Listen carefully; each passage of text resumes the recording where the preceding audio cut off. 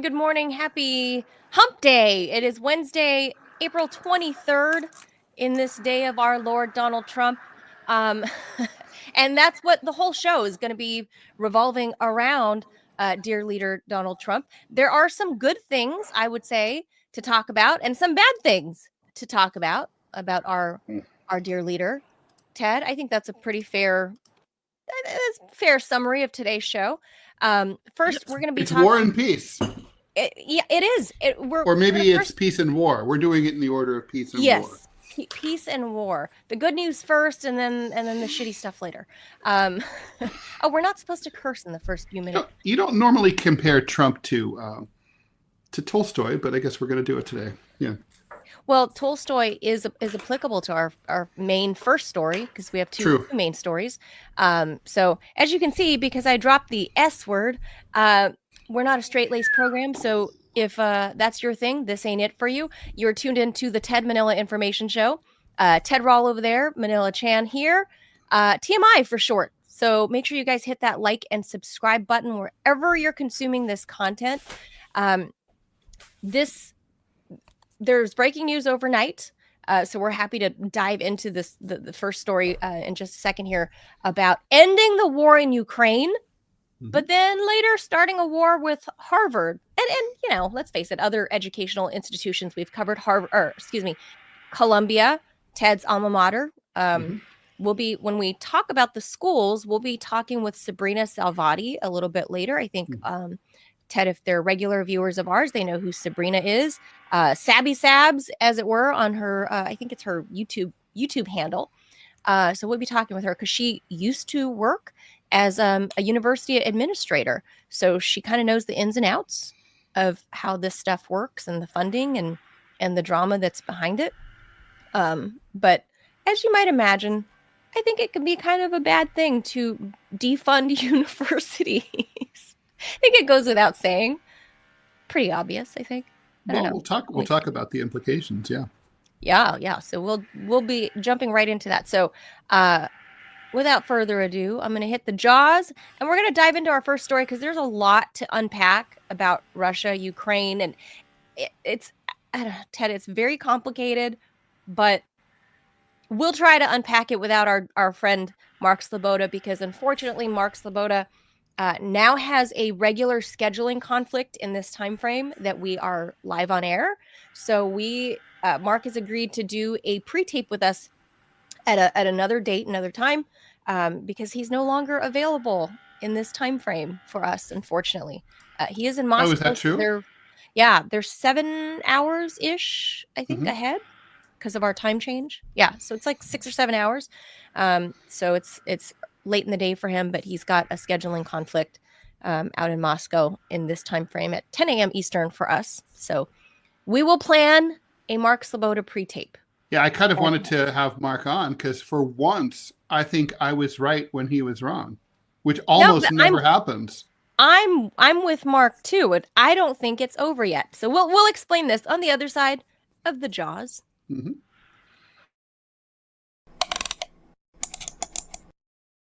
This big breaking news in the effort to bring an end to the Russo-Ukrainian conflict that has been raging exactly 3 years and 2 months as of today. The U.S. is currently waiting for a response from Ukraine to a peace plan that's been drafted by the Trump administration. This is a one-page document, a memorandum that the U.S. gave to the Ukrainian representatives in Paris last week. Pause there, Ted. 1 page. Just think about that. Well, it's a deal sheet. 1 page. It's a deal sheet. It's a deal memo that has the basics.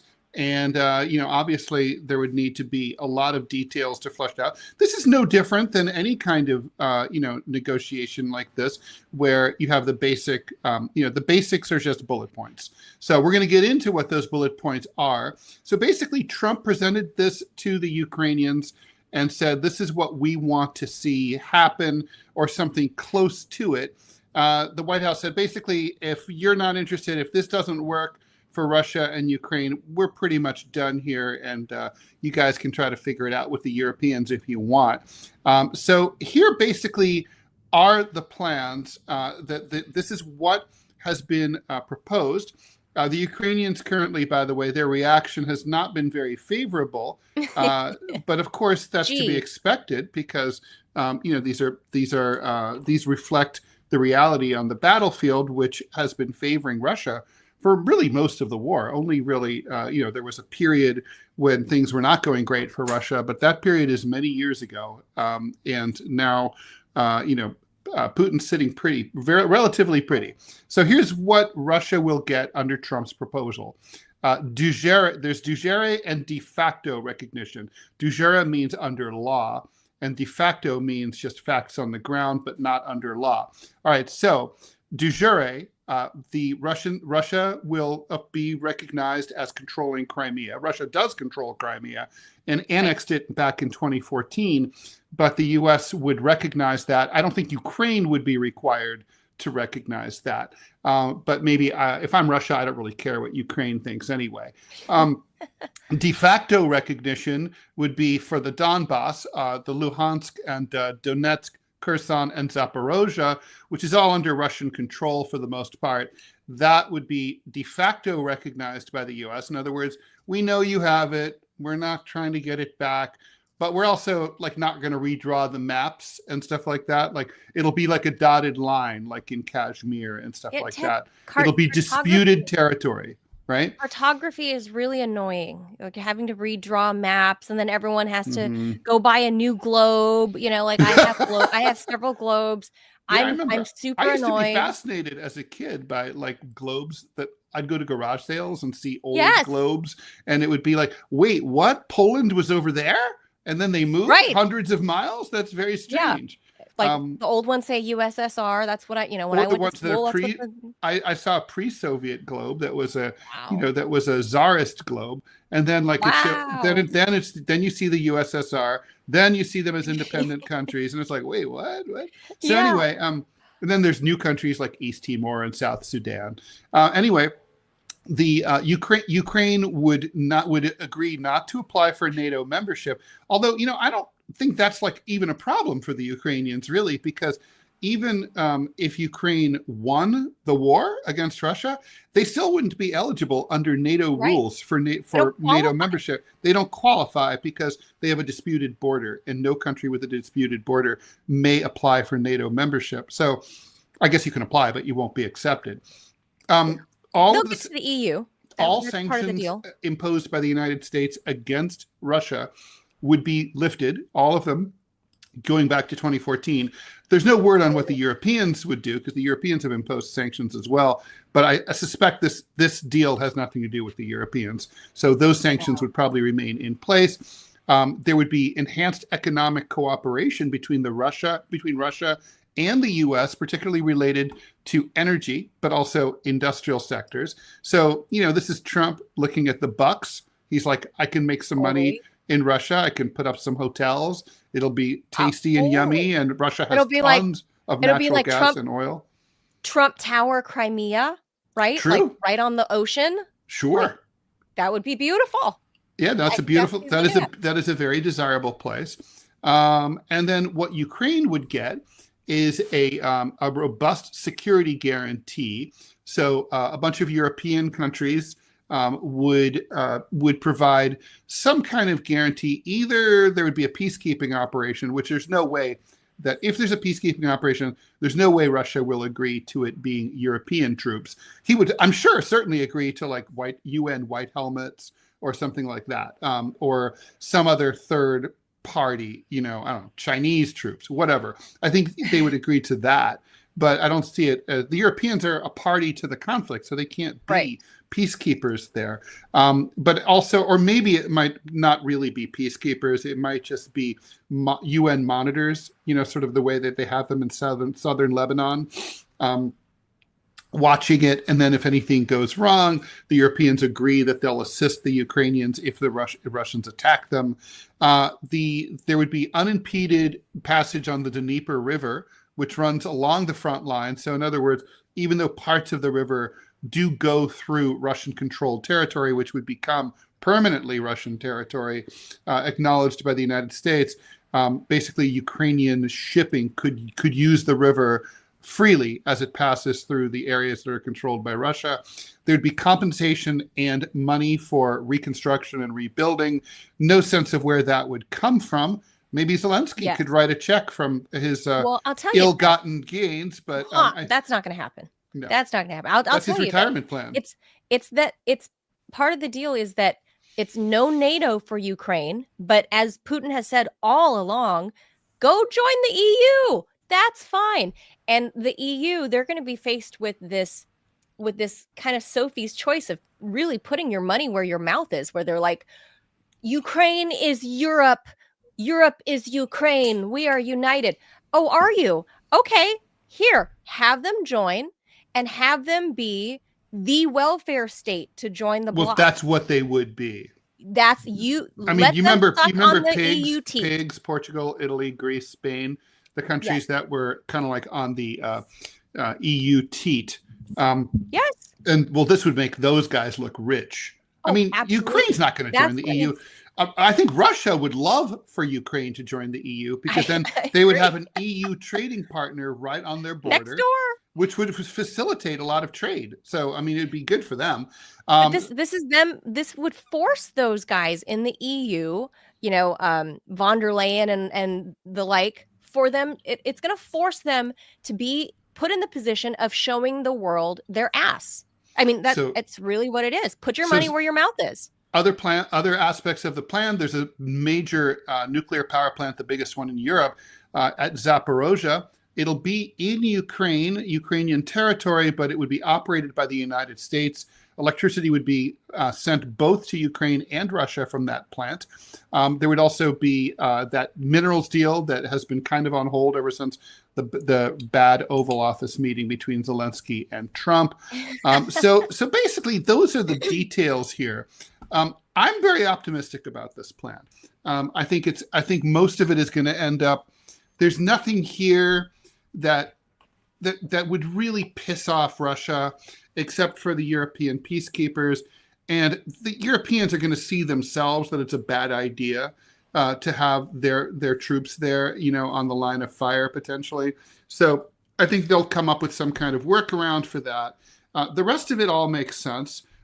It's kind of like where they need to land. It's good news for the people of Ukraine. It means that there's going to be an end to the fighting. Obviously, there's one serious sticky wicky here, which is that Zelensky can't negotiate or sign this deal under the law that he himself put through that says that it's illegal to negotiate with the Russians or talk to the Russians, right? Right. So that law has to be repealed. Putin's made some sort of sarcastic, snide comments about how, Zelensky kind of just should not be president anymore. But I think in the end, the Russians don't care about that. It's like they want to get it done. Trump wants to get it done. This plan is definitely far more favorable to Russia than to Ukraine, as you'd expect. As it should, because they're the victors. It reflects reality on the ground, which is what a peace agreement should do. It's a ceasefire that would go into immediate effect. That's really good. I guess Russia would also withdraw from some small piece of territory, according to the details I've read. Obviously, the Ukrainians would leave Russia. They've been they've pretty much lost that incursion. They went into the Kursk region. They would have to go home. I guess there would be an exchange of prisoners. All the prisoners would go home. So that was also their first experience meeting Asian people. That's true. Right. That's right. Like, hey, what are you? Like, what? Now these are a whole new group of people. We have to be neo-Nazi racist to be honest. That's right. The so Azov confusing. people, they're like, wait a minute. You cannot be Russian because Russians look like Vladimir Putin. You look like Manila Chan. You cannot be Russian. I don't understand. Right. Little do they realize is that Russia is such a big country that in the far easterly region, the people look like me. There's a lot of different looking people in Russia. So anyway, I think this is look, it's not done. It could all fall apart. All the caveats. That said, I think there's a lot of reason to believe that something like this is going to happen, and it'll happen sooner rather than later. Because here's what it is: if you're the holdup here is not Russia. The holdup here is Zelensky. But what other option does he have? I mean, if Trump walks away and decides to cut off all support, well, that leaves Ukraine to the tender mercies of the French, the Germans, and the Brits, all of whom have, like chirping little birds, like to make a lot of noise. But are they really willing to, fork over 10% of their respective GDPs to support the Ukis? Ted, I say no. I say no. Did you see this week, or maybe it was Easter weekend? Did you see that Zelensky literally put in a demand to the Germans? He literally gave a demand to Olaf Scholz, and I get it. They're both like the same size. They're kind of little men. They're kind of spineless and yucky. But he put in a demand to the Germans to say, I want 1/3 of your military capability, of production capability. So whatever you guys are pumping out, to guarantee that I can continue this war in Ukraine, Mr. Scholz, you have to give me 1/3 of everything you guys are producing henceforth in order. That's what I need. Okay, so he's high, and that's not going to happen. Scholz hasn't responded. Now, the Russians are also favorably disposed to this, and you can tell, as we talked about it yesterday when the news broke, RT tweeted it out. And and the way that they tweet it, they like you said, they're very careful about how and why they issue things. And I read a lot, symbolism is very important to Russians. And so, for example, the fact that they put the pictures of the three leaders with Trump on the left, Putin on the right, and Zelensky in the middle, not an unflattering picture of Zelensky, a normal picture, to show that they were all three like sort of equal partners. That's an olive branch by the Russians to say, hey, Ukraine, we can all be like equals. We can all move past this. We're willing to treat you that way. that was my read here. Otherwise, like, why have the photos arranged like that? I thought it was very important. I agree. And having worked for RT for 10 years, even the way they arrange the photos, right? Like, correct. It literally reflects geography, right? Ukraine's in the middle. Yes. Over to the right is Russia. Over to the left is literally America. Literally, that's it. It's a literal symbolic representation of where things lie, and that Ukraine is in the middle between also, the use of all friendship. Caps, something that RT doesn't usually do in their tweets.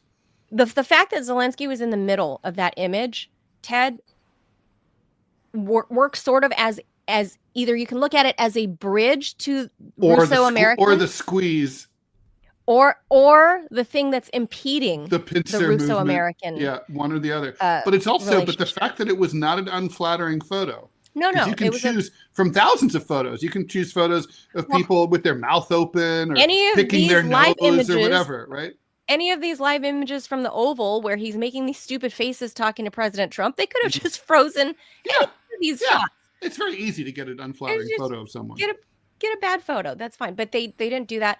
And this is a clear sign to me that these talks have moved clear up the food chain in the Russian Duma. Clear up, and big Vlad's is all over it. Yeah. Oh, for sure. Again, having worked with them for 10 years, they are so careful about getting things right. That's why it's so ironic, right? That, like, they were always characterized as disinformation or misinformation. Right. It's like, I'm the face whatever of it, whatever else that they were, that's just not true. I've never worked for any news organization that was more careful than they were. More careful and more true. The truest of true. Yeah, they're not like the New York Times playing fast and loose with, the truth about Sarah Palin, right? I mean, what about fast and loose with the Iraq War? The New York Times. Yeah, I mean, come on. Or Wuhan Lab, or you name it. Any number of things. The RT was not like that. That was not my experience. I think they felt that they had to be much more careful because all eyes were on them, and they were always looking, to fuck up, and there was going to be no forgiveness whatsoever. Correct. If they were ever caught fucking up. Look, my tenure at RT, I'm batting a fucking 1,000, Ted. Like, it's not like I was Babe Ruth. I was like, I don't know, I need to brush up on my baseball analogies. You were like an AI, like, baseball bot. I was like consistent. Everything I said, I was never really bombastic, and RT didn't want bombast from me. No. They just wanted facts and for me to bat it was the same thing and it was the same thing at Sputnik too. They were very, very careful.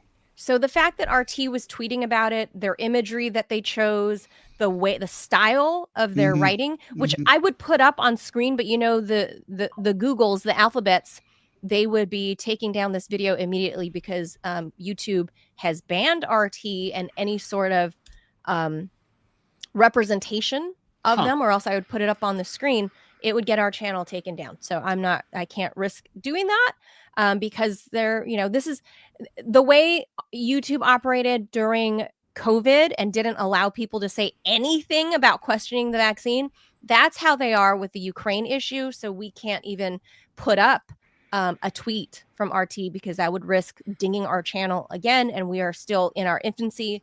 So we can't risk that. However, you can go to X, to Twitter, and you can see RT's tweet about this and see what we're talking about. Producer Robbie has a thing or two that he wants to weigh in on, and I do too. And Robbie, I think Robbie is would agree with me. I don't think I'm as optimistic as you, Ted. I think there's a lot left to be had by Russia in their demands. I think not only are they going to want official recognition of Crimea, but which has been theirs for 10 years when Crimea voted to secede. But I think they're going to want Odessa because of the ports, which they already control anyway. But I think they're going to want official recognition of Odessa. And I think they're going to want the complete land bridge down from, like Kharkiv all the way down to past Mariupol. They're going to want that land bridge going into Crimea. So not only the Donbass, but that slice of the front lines that they already occupy. I think they're going to want that. And then they can talk about these deals. But remember, allegedly, today's Wednesday, so Thursday, tomorrow, Trump says that the U.S. will sign a minerals deal with Zelensky. But Trump is also saying that he's ready to make business deals with Russia in terms of energy. So I think the funny thing about that is if the U.S. does indeed make these energy deals with Russia in lieu of a peace deal, or actually after a peace deal, rather, that it is really going to cuck the Euros. Because remember, we blew up Nord Stream. Remember Biden, Victoria Nuland, they blew up Nord Stream, and the Europeans are getting sucked dry, having to use American energy exported to them. They have no more Nord Stream 1 or Nord Stream 2. And now Trump is like, hey, Russia, can we get in on some of that sweet crude you got? Yep. And so now we're going to get the Nord Stream. So as usual, it's always about money, right? So of course, we're going from Biden's grift, which was military industrial complex grift, to real estate developer, Trump's real estate developer energy grift. Frankly, I prefer real estate developer energy grift to war grift. It kills fewer people. It's better.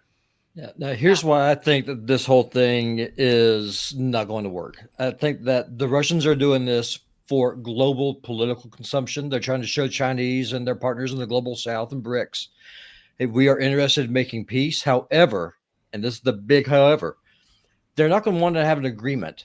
Contrary to what the people with TDS think, Trump is not going to live forever. He's not a king. Agreements, as we saw in this in the Iran deal, can be thrown away by the next administration. If Russia wants this to happen, they will require the Congress to actually ratify a treaty. They will want something that's legally binding, and that will never happen in the American government. Well, first of all, the United States cannot sign a treaty with Russia over the Ukraine conflict because technically it's not a party to the conflict, right? So there's no treaty to sign. Ukraine can sign a treaty with Russia, but the United States can't. It's a proxy war. You don't sign in a proxy war. You don't sign a treaty. No, you do, because here's where you can't. No, you can't, and here's why. The U.S. isn't at war with Russia technically. Well, okay. Congress hasn't voted on going to war with Russia. So we're not legally at war with Russia. Okay, well, so here's the thing: y'all are looking at this from a legal-based system and not a rules-based system, which we currently rule under. And whoever so rules change, laws don't, and sanctions are an act of war. I mean, let's be honest. Well, also, the sanctions would go away under this, but the Russians will require a treaty to make it happen. They will also. I don't think so. Well, hey, if I'm wrong, great. But here's the thing. The Russians would be incredibly stupid to ever trust any American administration. I don't see it happening. Second of all, it is American missiles that are being shot into Russia. It is American military that is doing everything except pushing the button that's resulting in the death of over 200,000 Russian soldiers. If the Russians settle for anything less than total victory, again, as y'all know this, Putin's not a dictator. He's not a king. He has answer to the Duma. If this would be seen as a political betrayal on his domestic political front, and he cannot afford that. Nah, I think he'll see it as a victory. It'll be seen as a victory. How would it be a victory? Because, well, hold on, because hear me out. The Russians, they went in with this, wanted to have guarantees that Ukraine would never join NATO and be a neutral state. They'll have that. No, they won't. And it's the same thing. Okay, no, Russia. Ukraine would, under these terms, would agree not to seek NATO membership. Who cares? If you have a de facto trained NATO army with NATO training, with NATO equipment, and NATO support, it's a NATO army in everything but name. Well, look, the U.S. is the de facto leader of NATO. Without the U.S., the whole fucking thing crumbles. Trump can force NATO on a vote to say, okay, this is part of the new charter. We can never bring in Ukraine. Right. I think that y'all are. I think y'all are eating mushrooms or y'all are stoned. I mean, this is not going to happen. The Russians will. The Russians will not settle. Okay, they have put I don't think the 200,000. I don't think the Russians, first of all, they've never deployed the resources necessary to overthrow Zelensky and take over, Kyiv or Kiev, no matter whatever you want to call it. And they could, but they haven't. They could, and it's been But it's been 3 years. If they were going to do it, they would have done it. They haven't done it. Well, they don't have the appetite for it. They don't want to. The only thing that they came for a certain thing. They came to save the Russians. And they haven't got it yet. They came to save the ethnic Russians in eastern Ukraine who were being bombed for 8 years. Now I'm not sold. I'm not sold that the deal is done. I don't think we're far apart. I think what we're looking at That's here my point. They're not far apart. Oh, we're very far apart. We're close to a deal. When I sold cars, the body language. You guys are Mother Russia, no matter what. No, that's not the case, because Russia, they annexed those 4 oblasts. Yep. That's a part of the Russian Constitution. For this to happen, and they are now part of, and so they will be recognized by the U.S. de facto. And so, do you see the Ukrainian army withdrawing from Kharkiv or from Odessa or from Zaporozhye? Because that's what would be required. They're not going to withdraw from Odessa. Then the Russians are going to sell this on the battlefield, because it is a part of their constitution. It is a part of their constitution. Those provinces are a part of Russia. That would be a colossal. You saw that tweet. I did. That tweet indicates. I did. Hope is not a plan. That they're favorably disposed to that. Yes. Oh, sure. Yes. Oh, sure. Last comment, because we got to bring in our guest. I want to be respectful to her time. Go ahead. 100%. No, I'll just say this, and I'll go away back to producer land. I think that what's going to happen is that, again, this is for global political consumption. I think this is a start of negotiations, and I think that later on this year, the Russians are going to make a reality what they cannot get through negotiations. They will not stop short of victory. We've got, instead of Mark Sloboda, we've got producer Robbie. Robbie Sloboda. All right. It's true. Sloboda Jr. Thank you, Robbie. All right. So I think we're not there yet, but I'm sort of with you on this, Ted. I think there will be more demands, though. I think you think we're closer. I think you think you think we're closer, but I think we're a little further apart, but not far apart. It's not like it's a non-starter, right? I mean, it's kind of like, you're at the souk, you want to buy that $1,000 carpet, you've offered $700, they've come down to $900. You're walking away with that carpet. We're just arguing about the price now. Right. And this, I think we're there. Both parties want the deal. They're at the table. And the fact that the Russians have not dismissed this offhand like they normally do. Right. That, it's if massive. you know the Russian culture, that means there's something here and it's real and it's tangible. So I think that we're finally seeing the light at the end of the tunnel. So I hope so, because war is ugly and it's bad. And, if you're a decent human being, you don't want to see people die, even if they are Azov Nazis. I still don't want to see people die. No. There's we don't need that. All right. We'll switch gears and switch topics to, that's the end of that war, I think, coming. And then the start of a new hot war here domestically. All right, let's hit the jaws.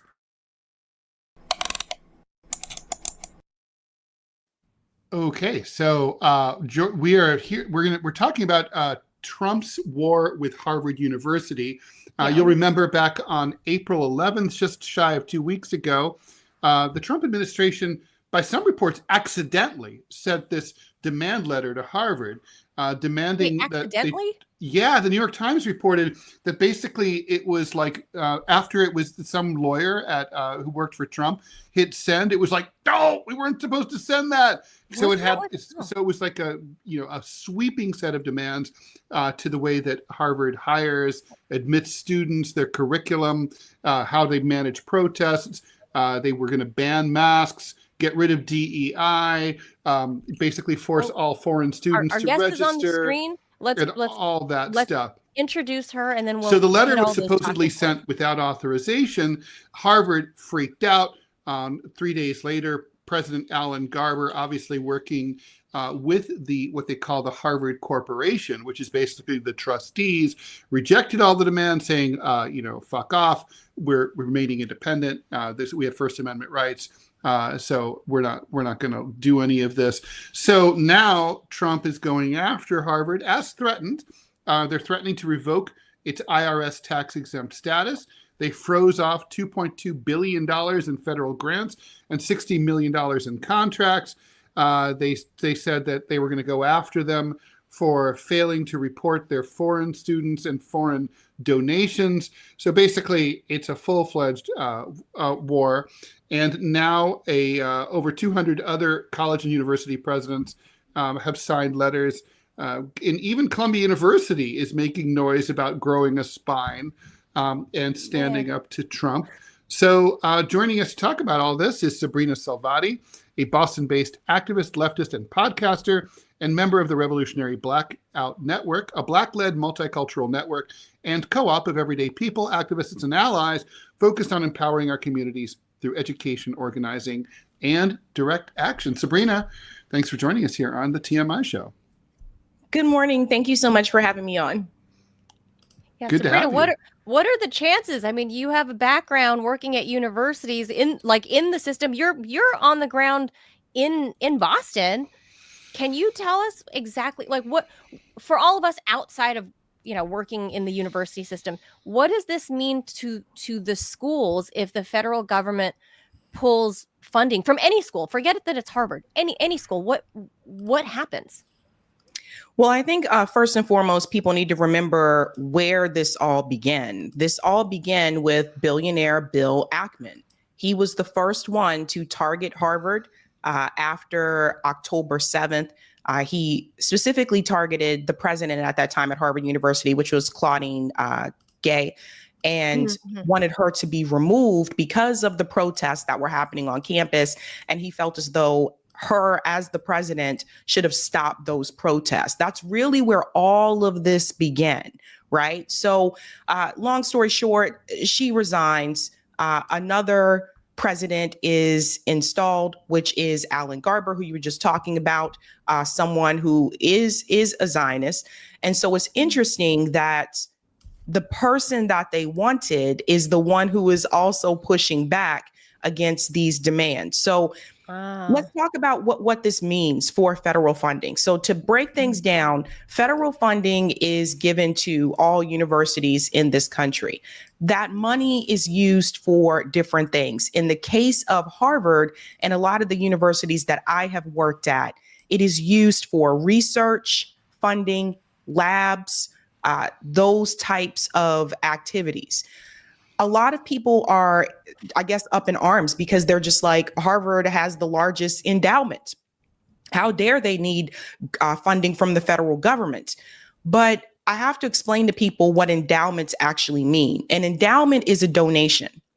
The universities do not have the ability to pull an endowment funds and use them for something else. And I'll explain what that means. So for example, if we had 3 buckets in front of us, and if I donated money to the athletic department at Harvard, that's one bucket.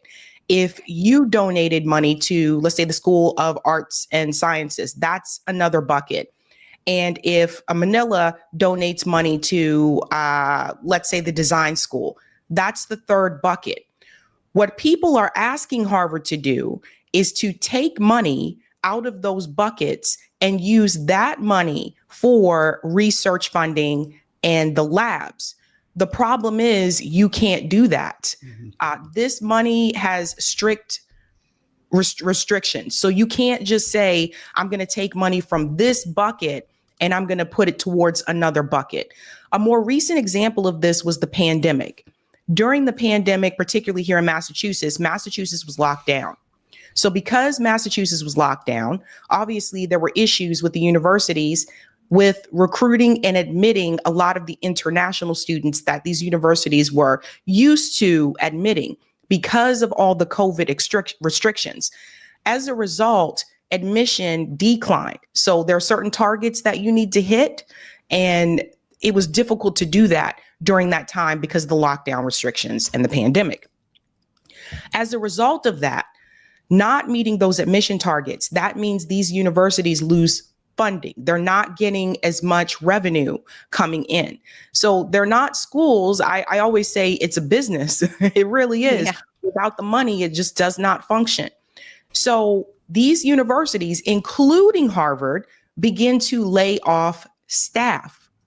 Harvard, Boston University, a lot of these schools had to lay staff off. And that was the first time that I began to ask, you have all this money that comes into the university. Why can't you tap into those funds to make sure that people don't lose their job?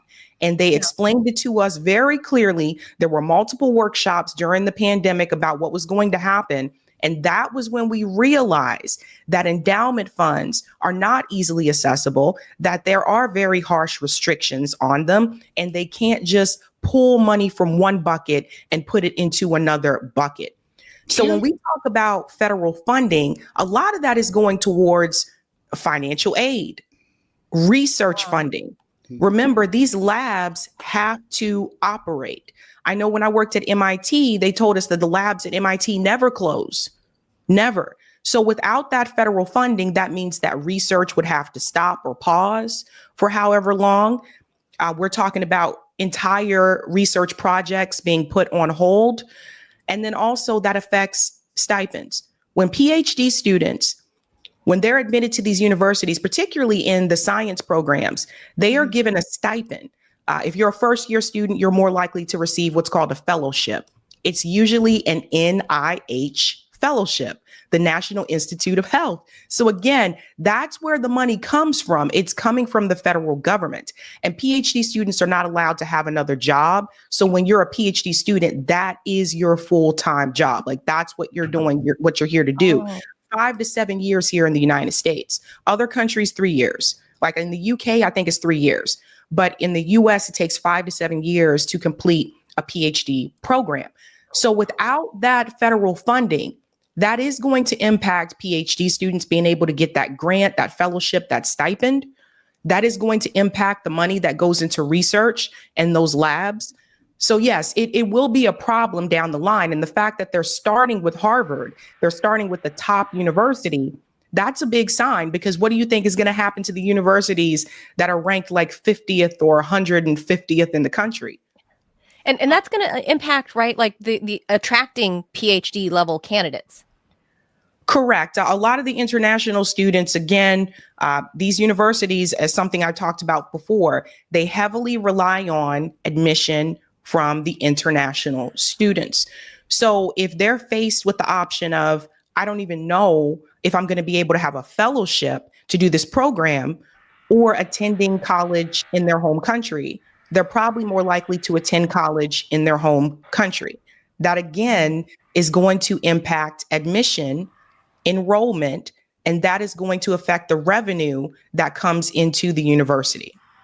Question, two-part question. I mean, so is Harvard and other schools that are being targeted by Trump, are they calling donors and saying, listen, we know you donated XYZ millions of dollars for ABC thing, but would you mind if we reallocated that? Are they doing that? Because they could, and is that even possible? And then the other question would be, are they going to be able to make up the drop or the loss of revenue from the federal government with their incredible, the incredibly deep-pocketed graduates who have maybe not donated in the past, but now are maybe feeling more sympathetic about helping out their alma mater?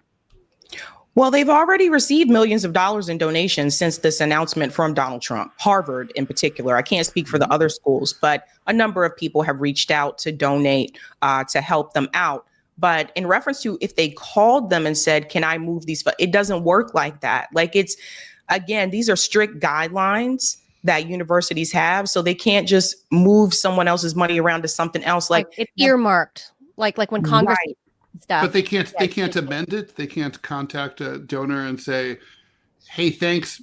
3 years ago, we know we said this, but can we now change it? It doesn't, there are certain rules that are in place. Like you can't just, that's the problem. This is the problem we ran into during the pandemic. Like, again, these schools have all these donations. Harvard has the largest endowment in the country, possibly in the world, to be honest with you. But the rules and the restrictions that are outlined for the universities, that's what prevents that type of thing from happening. Now, luckily for Harvard, because they do have a lot of alumni that are wealthy, they are receiving more donations since this announcement from Donald Trump. So that's good for them. But I think my main concern are the other universities that don't have, those wealthy graduates that are able to say, let's donate $1 million here and $1 million there. What's going to happen with those universities? Well, even Columbia University, where I went, they basically rolled. And what's weird to me is that it's hard to negotiate with Trump because, like with Columbia University, it seems that all the concessions that they made, all that it's bought them is a seat at the table to negotiate more, but it hasn't gotten any, any funds freed or anything. They've gotten no concessions whatsoever from the administration. So, is it possible that Harvard and other schools are looking at Trump and just saying, we can't cut a deal with this guy because if you give him an inch, he takes a mile. Correct. And you have to remember Harvard has a tendency to distribute more financial aid. Mm-hmm. They distribute more aid than Columbia. I had a friend that went to Columbia University and she was telling me about all the debt she had because they didn't give as much financial aid. But Harvard, they give more money to students, especially don't forget that they made that rule about a year ago that if your family makes under a certain income and you get admitted to Harvard, you automatically get to attend for free. Mm-hmm. So Harvard tends to give more aid to students. And I say this having worked at Boston University, which does not. BU does not give as much financial aid to students, right? So I think that's the thing. I think this is a horrible idea for Donald Trump to go after the universities, especially now that he just announced that these students that defaulted on their student loans, that it's now going to go to collections and they're going to start garnishing wages. Like, he's basically impacting an all-out war on the younger, I think, generation. And this is going to be a big, big problem. Like, going after the universities is not a good idea. Why is he doing it? And by the way, how would this differ? I mean, if you default on your student loans, you can't discharge them in bankruptcy anyway. Right. And they do go after you currently, right? I mean, it's a bad loan to default on, don't they? I mean, they do go after you now, don't they? Well, no, there was a pause that was implemented under Donald Trump's administration. Actually, he was the one who implemented that pause during the pandemic. And when Biden was elected, he continued Donald Trump's pause. See, people forget this. People are saying he's taken away what Biden started. No, it started under Trump's administration and Biden continued it. So what is going to happen, and it's going to be a domino effect. We're talking about over 5 million Americans cannot pay their student loans. People that have defaulted right now. So a lot of people are not making the wages to pay what they owe on those student loans. So most of your income goes towards housing. What's going to happen is once they start garnishing wages, that means that the landlords, not just the renters, but the landlords are also going to suffer, because if people can't come up with enough money to pay their rent, then they're going to be evicted. And then the landlords are going to have an empty apartment that they can't fill. We could be possibly seeing empty, like vacant apartment buildings, because we're talking about 5 million Americans that cannot pay these student loans. So then the landlords are going to be impacted. This is all going to affect the economy. The homelessness rate will increase. I want to remind everybody that homeless doesn't mean you're sleeping on the street. Mm-hmm. Homeless also means that you're sleeping on someone's couch. So that could be a possibility. There are a number of things that could happen, but this is going to have an impact on the economy. And this idea of let me go after the student loan borrowers so we can decrease the debt in this country. You could easily do that by decreasing the defense budget, which doesn't seem to be happening at all. Like, there are other ways that you can do that, but Donald Trump is taking from the people who are working class to appease his billionaire buddies, to appease Wall Street. This is not a working class presidency. I don't know why people believe this was going to be a thing after we already had Trump for president again. You constantly see the attacks on the working class. Why is the administration at war with universities like Columbia and Harvard? I mean, the Columbia thing was really confusing to me.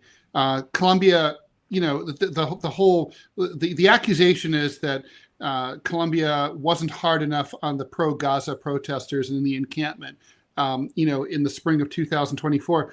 That's just not true. I mean, they expelled students, they suspended students, they yanked their diplomas, they fired professors, they fired their president, they banned student organizations, including Jewish Voice for Peace. I mean, they came down like a ton of bricks on the pro-Palestinian liberation movement. So why is Colombia in the crosshairs of this administration for allegedly not doing anything about anti-Semitism?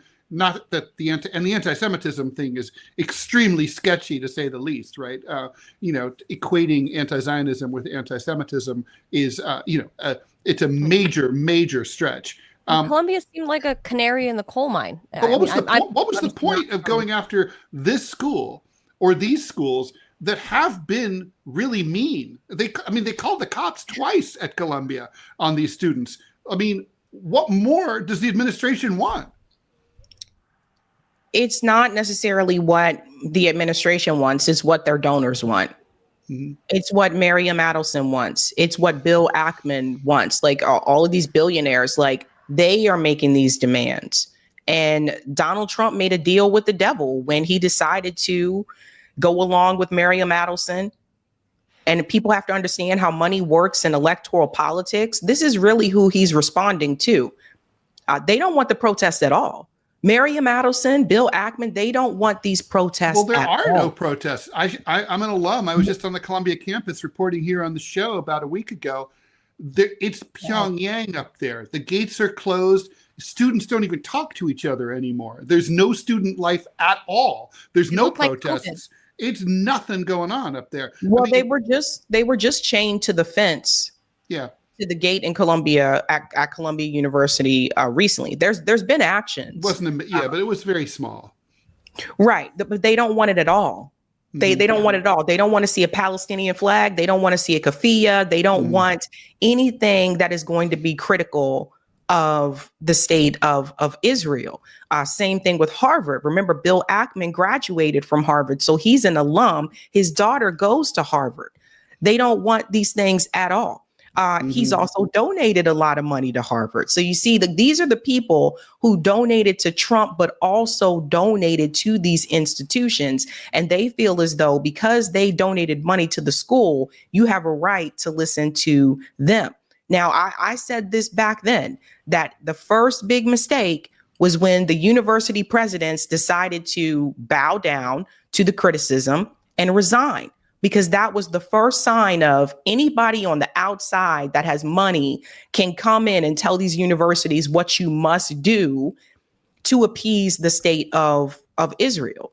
And and you see this continuing. This is why it has continued to this point. Now, I don't know what's going to happen with Alan Garber, who is the current president of Harvard University, because like I said, he is a Zionist, and even he is pushing back on Trump for this particular action because he says it violates, First Amendment rights. You're not going to tell us what we can teach. Like, this goes further than people realize. It's not even just about condemning anti-Semitism, the protests. It's not just about that. This administration is actively trying to tell these professors what they're allowed to teach in class. Right. Yeah, I mean, I don't see how any university can agree to that. I mean, it's their brand is going to be totally in the toilet, right? Like, why would a parent want to pay money and send their kid there? if I were these students, like, honestly, it's been a long time, but if I was an undergrad again, if I was looking at colleges, I definitely would not pursue these institutions. And people need to understand, like, it's a lot of the Ivies, they're bought, they're paid for. There are state schools that you can go to that are, I would say, just as good. Or small liberal arts colleges or whatever. Yeah. That was the my liberal thing. arts colleges are starting to lose money. But I would say, like, a Michigan State, University of Michigan, University of North Carolina, Chapel Hill, like, these are state schools that are highly ranked, and I would say are just as good. So why even go through all of this? Like, I can't imagine being an undergraduate student at this point in time and feeling like you're afraid to speak because you don't know, especially if you're an international student, you don't know if a classmate of yours may feel that your criticism of the state of Israel is going to stir up something and cause you to get deported. Yeah, I mean, it's not even just Israel, right? It's a slippery slope. Like, you don't know and the university, if anything you say. And at Columbia, the university doesn't even support their international students. Columbia has, I think, one of the highest number of international students of any school in the United States, and they even have a separate dorm for them, International House. And it's and they just don't, and like, you have these stories about how ICE was allowed, they gained access to the dorms or campus housing. They got in there, they're pounding on the door, they're threatening to come back every day. They're terrorizing the students. One student went on the lam and had to, like, flee to Canada. It's insane. They've created a police state. Well, again, all this goes back to Israel, and I predicted this. I predicted that if Donald Trump did not end this within the first month of his presidency, he was going to run into the same issues that Biden and Kamala Harris ran into. And here we are. And I think some people were hopeful when we had that ceasefire, like, earlier on, right? But then Israel continued, bombing, and now they openly admitting, let's take the land and send the Palestinian people somewhere else. The problem is Israel. And for all the people who continue to say, like Bernie Sanders, who says it's Netanyahu, it's not just Benjamin Netanyahu. It is Israel. It is the ideology. It is everything that it represents, that it feels it is entitled to all of that land. It's not just Gaza and the West Bank that they want. So I think that until people are brave enough to stand up to Israel, nothing's going to change. And you don't stand up to Israel by taking money from AIPAC or Kufi or J Street. That's not standing up to Israel. You don't stand up to Israel by voting on the legislation that's continuing to allow Israel to do what it does. So until this government actually stands up to Israel, the situation that you see in the Middle East is not going to change because we are their largest supporter. No doubt. Yeah, it's when you break it down like that, Sabrina, it's crazy to think how interconnected our educational institutions are to foreign policy. And if you break it down, like you said, in the way of alumni and the way, where their ideology exists and how much, when they get really rich, like Bill Ackman, that they start controlling. I never really thought about it that way. I mean, I know that alumni money is a big deal. But we're seeing they're usually lurking in the shadows, right? This is like the first time it's coming to the forefront, and they are vocal. These alumni, the donors, what their political ideologies are, it is in the forefront and out laid to bear for everybody to see. And as you've explained so aptly, how it will play out for America's future, because, like, we have attracted so many kids from so many countries. And I think it's a wonderful thing that we do attract students from internationally, right? That it makes these great cities like New York City or Boston or Los Angeles, it makes these cities what they are and amazing, and all the food, and it's tearing apart the fabric of what makes America, and not, I don't know, Sweden, for example, who has to their credit, free universal education all the way, you know, a lot of these Nordic countries, but they also don't go to war. They also, you know, have low rates of poverty, and everyone's educated because they have different priorities. And it seems like, sadly, our priorities are war, and not having a nice mixed population, an educated population, a healthy and wealthy population. Why isn't that the standard? Because both of our parties in this country belong to Wall Street and the military industrial complex. There's a way that all of this could change. If we were to have free public elections in this country, if we didn't have corporate money in electoral politics, things could change. But as long as these politicians are owned by Blue Cross Blue Shield, APAC, everyone, it's not just APAC, by the way, Kufi is another one. That's aligned with the Israeli lobby, another one. They're aligned with the gun lobby. Like, as long as these politicians, that's really who they work for. They don't work for their constituents. They work for their donors.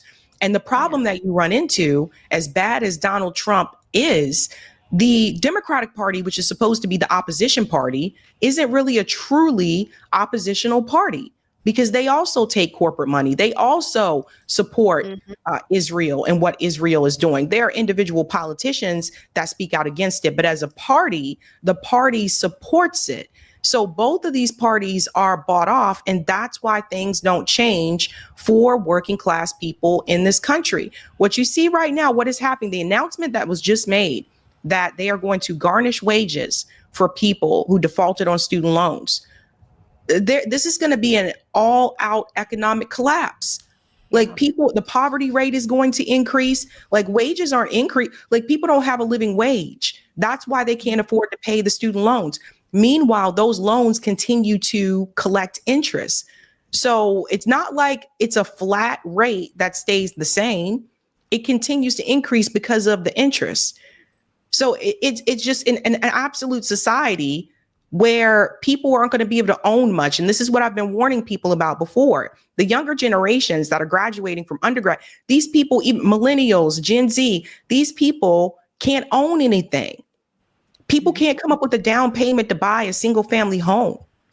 Yeah. It's like they want you to be forever renters. I really do believe that's what they want.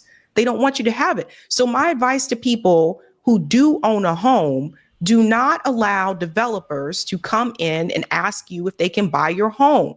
It's happening all throughout Boston. I know it's happening in New York and DC. Keep that house in your family so that your children, your grandchildren, your nephews, nieces, whatever, that they are able to have some type of generational wealth. Once you give that home to the developers, you are basically pushing the generational wealth for your kids out of the picture. And I just don't see how these kids are going to be able to start families, to buy a house, any of this. They are going to be ridden with debt, living in micro apartments, which is exactly what I believe the elites want. Yeah, the barrier to entry, and I worked as a realtor in Los Angeles. I was moonlighting while, you know, it was a bad economy for journalists in the 2010s. I saw it firsthand, you know, so I know the barrier to entry to becoming a homeowner is so high and so great, especially after the real estate bust. And right after the real estate bust, when they couldn't repackage those shit loans together anymore, what the hedge funds are doing now is just going in and buying up those single family properties, because they couldn't repackage those loans. They couldn't interfere with the real estate market by way of loans anymore. So they went straight ahead, straight into your neighborhood, and started buying properties to put in their portfolios. And that is the main barrier to entry for buyers now in the young millennial and older Gen Zers, particularly in diverse urban and semi-urban neighborhoods. Yeah. And I'm talking in Los Angeles, obviously. That's what we started seeing. The Newark area here near New York is crazy like that. So those people are, you know, you're fighting with an all cash buyer who is a hedge fund that's buying property, rather than you well, going, the big barrier to entry I'm getting an FHA loan. The down payment is the huge barrier to entry to buy a home. That's what most people have trouble with. And the hedge funds are just snapping up the properties in all cash buy, one lump sum, you know, and you know, they're foregoing even doing home inspections. They're like, here's all cash. Let's close the deal in 2 weeks. They don't even see the home in many cases. They don't even send someone to look at it. So no inspection. They're just like, all right, let's make an all cash deal. I'm buying up this house.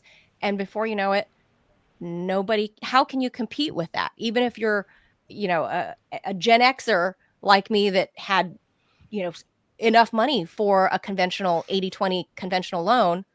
How do you compete with an all cash buy? I mean, that was what I ran into like 8 years or so here in the DC area. It's a lot worse now. A lot and worse. They drive up the prices.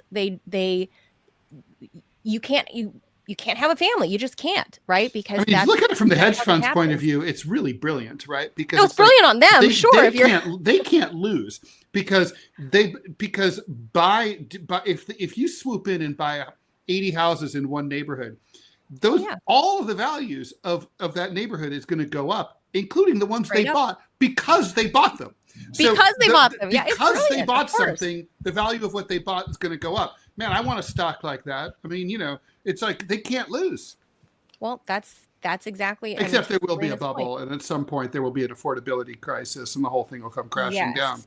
And Sabrina, we're not seeing Bernie or AOC talk about that. They're going on their, you know, national tour or whatever, fight the oligarchy or whatever the hell. I say it's AOC's pre-announcement of running for president. But she's not talking about that. They're not talking about that. In fairness, they do talk about it. They just don't. There's just no meat there because when Democrats have the chance to make a change, they don't. You know. Right. That's the real problem.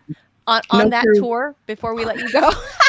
No, it again, no true opposition. Notice where was this fight when Biden was president? We had an oligarchy then too. Totally. Right. So they do the partisan thing and then they fall in line and they say, oh, when Trump's in office, all of a sudden they want to fight the oligarchy and we're progressives and all that stuff. The moment that the corporate Dem is elected, which is usually how this goes, they just fall back in line. So the problem that AOC is going to run into is that she has to go through what's called a primary. And unlike the GOP, the Democratic Party has super delegates. This is how they were able to cheat Bernie Sanders in 2016, take the states away from him that he clearly won and give them to Hillary Clinton. So the question is, would the DNC want AOC to be the nominee? Right now, no. Right. You're hearing it. They're very vocal about this. All of these interviews that we're seeing right now. No, they don't believe that she should be the future or the face of the party. Now, the only way I see AOC being able to change that is if she were to pull like a Barack Obama, pretend that she's for populist ideas, but continue the same status quo. That's what Barack Obama did. That's the only way I see that. But even then, I don't know if she would even win the general because I don't know. President, the corporate media would be so against her. Right. Well, and you see more people like Newsom. Well, you see CNN you see CNN right now being a little bit more supportive because Trump is in office and they're like AOC and Bernie got a lot of people at these rallies. Yeah, but for those of us who supported Bernie, we've been through this before. Some of us went through this twice where he had all those rallies then too. And then at the end, they told you to funnel it right back into the Democratic Party. So if AOC and Bernie Sanders were serious about having true opposition, all of the populism and the progressive ideas that they have, they would be taking that and either putting that into the Green Party or starting a new party. That's what they would do. That right there. Yeah. New party. I mean, just all the hell with it. Start people over. Are always like, well, why are you wasting your vote on a party outside of the Democrats or the Republicans? I'm like, no, wasting your vote is when you vote for a party that you don't actually agree with or believe in, instead of putting your money, your energy, and your time and your vote into building something that you do believe in. Yeah, I mean,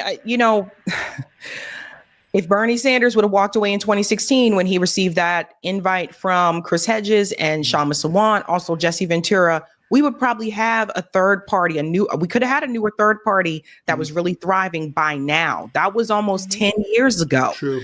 And so it's wasted time, wasted energy. I told people, like, donating your money to these people, knowing that they're not going to get past the primary. Yes, that is a waste of money. It is a waste of money and a waste of time. At least with the third parties, they're going to be in the general election. Like it just, like, that's the thing. They can't get over that hump, over that hurdle, and they don't have the support among the majority in the Democratic Party in Congress. They're not even on board with these things. So I just see, once again, people using this as an opportunity to grow their audience, to get people all excited about this opportunity again, only to be let down once again in 2028. And I honestly don't understand how people can continue to do that cycle. Yeah, we love to get hoodwinked, Sabrina. It feels good. It feels good when you're like, yay, Bernie! And then he shows you his ass later and you're like, oh, but it gives you that dopamine hit initially. You're like, yes. And it feels good for that moment. And we're drug addicted in this country. That's our drug. It's that dopamine, that immediate satisfaction. And, whether or not there's any meaningful change coming out of there is irrelevant. I think Americans just love the dopamine hit. That's why we're scrolling through YouTube shorts or Instagram shorts or whatever, because it's instant gratification. And that's the same thing with AOC and Bernie. I agree with you guys all that I've just kind of given up on all the anything over there. So, I just go and admire the Europeans, like people in Iceland. I was just in Iceland. Just go admire them and how they have free education and, like the water is clean to drink from the tap. You don't even have to look at rich countries like Western Europe either, right? I mean, a lot of countries in the developing world have free education, free healthcare. Isn't that crazy? All the things that we would love to have. Yeah. So much to talk about, Sabrina. I don't want to take up more of your time than we asked you for. So thank you so much. Tell everybody where to tune in to find your podcast, what time you're on, the days, all of that. Yeah, you can find me on YouTube. My channel is Sabby Sabs. You can also find me on Revolutionary Blackout Network, which is also on YouTube. It's a collective of us that talk about these issues as well. On RBN, we pretty much stream almost every day during the afternoon. And you can find me on my channel on Tuesday, Thursday, Friday, and every other Sunday evening. Sunday evenings, ooh. Yeah, and I love that sometimes you talk about like celebrity hot topics like the Diddy stuff. Just saying. That's some tea. Just Sabrina. He used to be my neighbor out in the Hamptons. Yeah, I used to see him all the time. Did he? Yeah. Did you see parties? I wish those were big parties. Were you invited? No. But I used to see him walk down Newtown Lane in East Hampton like all the time, wearing his all white outfit. The white parties. Yeah, but he used to wear these white suits. He was like Tom Wolfe. Well, Ted, he famously hosts his annual white party. Yeah, I'm aware. I was always jealous that I wasn't invited. They were the parties to go to. Interesting. So strange. Well, everybody go check out Sabrina Salvati. Great insights and sometimes celebrity tea that I like to indulge in. So, Sabrina, thank you so much. Always great to have you. Thank you. Thank you so much. Bye. Bye-bye. Yeah, she's always a blast and a wealth of knowledge. Like, I didn't know that's how university funding exactly worked. I mean, you can read about it, but it's droll. It's right? all earmarked, and it makes sense, right? I mean, if you were rich and like you were going to donate money, you're Bill Ackman rich. Well, let's just say whatever. Let's just say the TMI show somehow makes you $1 billion someday. Well, okay. And like, you donate money to a college. I mean, I would probably donate money to the school where my son attends, and because they've been very nice and generous to him. But I would still not want it to just be like the general fund. So for whatever, like for example, I wouldn't want it to go. I would not want it to go to improving the sports arena. I would want it to be for something else. Like scholarship for kids. Like, honestly, I think that I would love to create a scholarship for a kid who's suffering academic distress and sort of needs to be able to quit their job. Like, let's say they're working too much, and it's like, okay, so we'll give you some money. You can quit your job and focus on your studies. If you keep your studies up, you keep the money.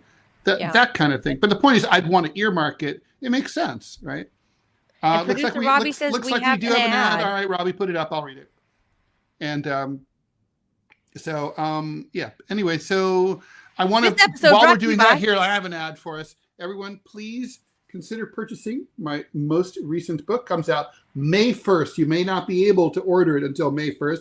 It's called What's Left. It's extremely germane to the topic that we were just talking. And it was about working outside the Democratic Party and what the ideas are that the left should espouse. Let's get to the ad. All right, weak coffees for the week, and at Rumble, weak has never been part of the mission. No fillers, no fraud, and no settling for mediocrity, just like 1775 coffee. It's single origin, small farm, hand-picked, specialty grade coffee that stands for quality, free speech, and calling out BS when it matters. Forget stale, mass-produced beans roasted just enough to hide the flaws. Dark roast hits like a Trump tariff. Medium roast keeps it bold without the bitterness, and Vitality mushroom blend. Real energy and lasting focus. No synthetic garbage. For K-Cups, whole bean, or fresh ground coffee, go to 1775coffee.com. Use code STUDIO for 15% off and start your morning with coffee that stands for something. Oh, and every dollar spent enters you to win a Cybertruck and $30,000 in cash. And I think that does it for today. Yeah, that's going to do it for us. I think there was a lot of good stuff today on at least one front, Ted. No, I'm very optimistic about I'm not 100%, like it's not done. I think we're 85 to 90% of the way there. I think we're going to have a peace agreement. Maybe, I have a prediction, Manila. Okay. Russians like symbolism. Yes, they do. Okay, May 7th is Victory Against the Fascists Day. It's Victory Day. It's VE Day against Nazi Germany. Now, May 7th is in America. May 8th is in the former Soviet Union because of the time difference. Mm-hmm. So I could see Putin wanting to ink this deal on May 8th. I can totally see that. He invited Donald Trump. He invited Donald Trump to the Victory Day parade. Trump has not said no. Going? He has not said no. He should. He has not said no. He should go. Plus, remember how Trump wanted to have military parades? I mean, yes. No one does. He's like, let me see one firsthand. No one does military parades like Russia. I mean, it's so cool with the missiles and everything. It's so awesome. It's an annual thing. They know how to put on. I've seen a small one in Kazakhstan for Kazakh Independence Day, and it was awesome. Were there camels? No, there were no camels. There were missiles. What kind of parade is that, Ted? No, they have to defend themselves from the Uzbek assholes. Well, I remember in Borat, onto something. Where he shows the map of Central Asia, and he's like, "And this is Uzbekistan, assholes." Yeah. Look, I think you're onto something. I think we might see something maybe for the symbolic purpose of Victory Day. And, Ted, if Donald Trump shows up to Red Square, if he's scheduled to travel somewhere in that region, shows up at Red Square, then a deal is afoot. And supposedly... a deal is afoot. A deal is afoot. The question supposedly is the Ukraine... The minerals deal is supposed to be signed tomorrow.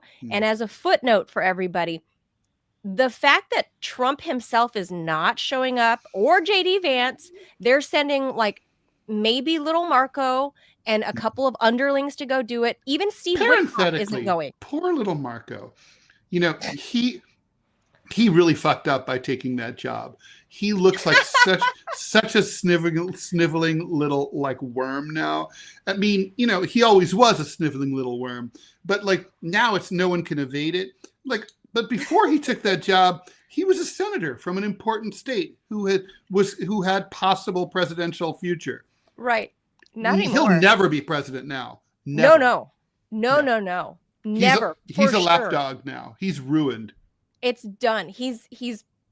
He has proven, nobody said that when Hillary Clinton took the job, right? It's not the same thing now that. Well, she wasn't treated this way. Like that's my point. Yeah. This is for full display, that we're seeing Marco wearing the his way dog Hillary collar. Clinton handled the job.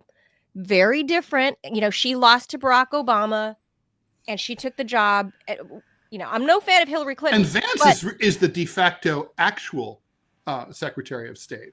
Yes. You know what I mean? As we saw at the Zelensky meeting. He's not afraid to push back.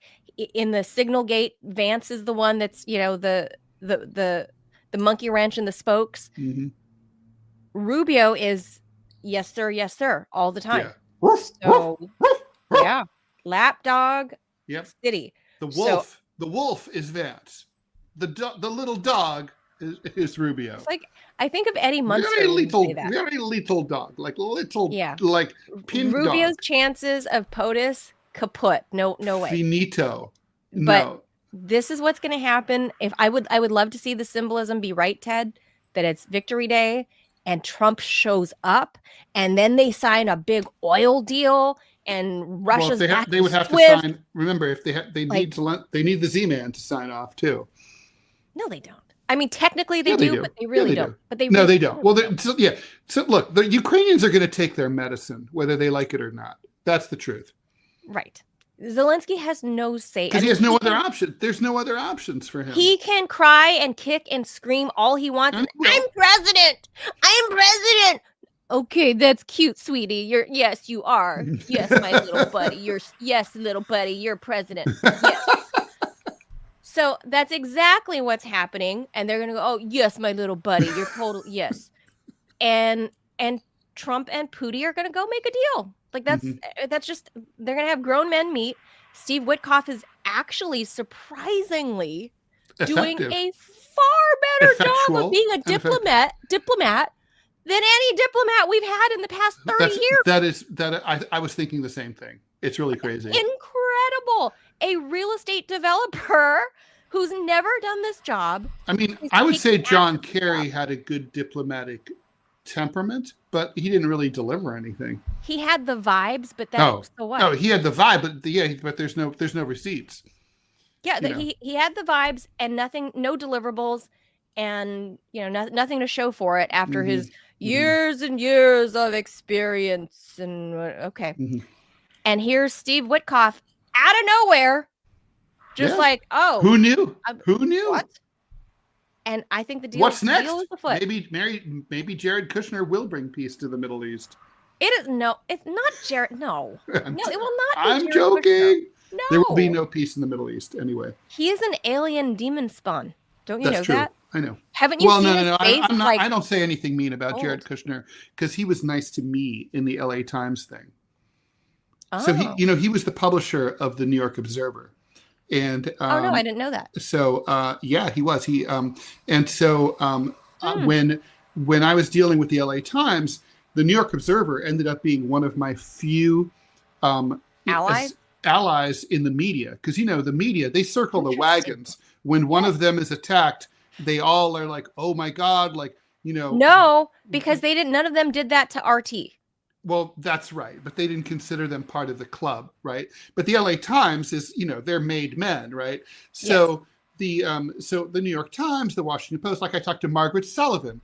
She was the New York Times ombudsman at the time, and she, made a big noise like, "Oh, this is outrageous!" But then, basically she kowtowed and caved. Yeah. The most notorious was The Intercept. The Intercept, they were all over it, and then in the end, they just couldn't come through and come out against the LA Times. Long story. So anyway, point is, New York Observer, my friend was an editor there, and they were talking about my case, and they needed to spend some money on investigating it because there was a forensics thing. They had to investigate an audio that costs many thousands of dollars. Audio forensics is expensive. Mm-hmm. So they were to do the investigation properly. They were something the LA Times didn't do. They were going to have to spend some money on it. And Jared said, "Oh, I'll pay for that." So I was always like, he's like, I think it's super interesting. So them and the Wall Street Journal were really there for me. Both conservative media outlets. It's not lost upon me that they came to my aid. Maybe just because they thought it would be fun to go after the LA Times. I don't care why. The point is they were there for me. I never forget Interesting. anybody who in my time of need was there for me. So Yeah. no matter what happens going forward. And it was Jared freaking Kushner of all I people. swore I would never do an anti-Jared Kushner cartoon, and I never have. Well, that kind of I'm thing. not saying anybody is 100% bad all the time, and I'm sure Jared has his days where he's good Jared, but Jared is out Plus, for he's Jared. married to that surfer lady. Did you Are see you the talking pictures? Yeah. Jared or his brother? I'm talking about Jared. Jared's married to Ivanka Trump. Yeah. Did you see? She's a surfer? Did you see her surfing? Yeah, she was like surfing on vacay. I think maybe in Hawaii or someplace. But anyway, she's like strong. She's got these like massive calves, really strong legs. Really? I had no idea she was so athletic. I mean, I didn't know. Oh, she's a beast. She could probably go crack figure. his head like a walnut. Oh, that part for sure, because he seems like a little pencil neck nerd. Yeah. But I didn't know that Ivanka was like an athletic woman. Oh, yeah. He's got to be Good for her. careful when he's like servicing her, if you know what I'm saying. Good Things- for her. things I had go no south. idea. No, I would never think she was. She's a hard body. I had no idea either. I had no idea. No, you go I thought look. she was like this. Just Google thin, her, proper Google her name New York and girl. surfing, and you'll see it from like the last few days. Maybe she'll surf in a celebrity surfing competition against Mark Zuckerberg, because the Zuck has a new image also with his shaggy hair, and he's Is surfing. he surfing now? Because I knew he was doing. Wasn't he doing martial arts too? Jiu-jitsu. Yeah. Mm-hmm. Jiu-jitsu and surfing, and he loved surfing so much that he decided to buy a compound in Hawaii and build a bunker there in case whatever war breaks out. He needs to hide. He needs to hide. But point is, he went to He's safer Hawaii than his to place learn in to the Mission District. That's for sure. surf. I don't know where in North. He has a Carolina. house in the Mission District that pisses off all the neighbors because he has all these huge walls, security cameras around it. It's like it is a compound. I heard that he bought. I mean, this is years ago, obviously, before they had children. But I heard that he and Priscilla had purchased like 3 or 4 or 5 different houses. Yeah, in that's that block, exactly right. Yeah, and then demolished it, and they were historic home. Well, not right to create historic, to kind of. Yeah, I was going to say there's nothing really that historic in San Francisco because it all burned to the ground 100 years ago, right? Old homes. It was an old home. In California, if it's from 1928, it's old. Yeah, so we're like, oh my God, it was like this historic house from 1952. And it's true, right? Like an Eichler home is considered historic. oh my God, those are beautiful. And they're from I'm a the big 30s? mid-century fan. Yeah. I know, but that's what they had purchased and turned these 4 or 5 parcels into one big parcel. Yeah. So I didn't know the name of the district, but they tried to make it look like Well, the Mission craftsman-y. is kind of like a Latino, kind of funky artist area. So Well, it was I know weird that he moved there. Well, they made it look like a vintage craftsman, even though it's a brand new home Yeah. Mm-hmm. built like 10 I'm or sure 12 it's years quite ago. something. But from the images they've allowed people to take, or what you can see over the wall, Mm-hmm. is it looks like they have all the money in the world, but They they sure made do. their house look kind of in the style of what that would have been in the 1920s and 30s in that area of But NorCal. obviously many, many times bigger. Oh God, but Yeah. craftsman style. So there you go. But yeah, Zuck is surfing in Hawaii. I don't know about Ivanka, but Jared, I'm sure he's got some nice qualities about him. So hats off to him, stepping in for the Rall. Good on Jared. Anyway, that's going to do it for us. Make sure you guys hit the like and subscribe button wherever you're consuming this content to help our little channel grow. And maybe it'll grow even more if, sanctions relief comes to the That's Russians. true. Instead. Oh, yeah. We've got some ideas. I was just going to say, I have ideas. We should talk. We will talk soon. Okay. Yes, we've got ideas. Thank you guys for tuning in. We'll be back again tomorrow, 10 a.m. Eastern time. Adios, amigos. Manila Chan, Ted Rall, and producer Robbie, who's banished to the hinterlands back there. Adios, amigos. Thank you. Bye.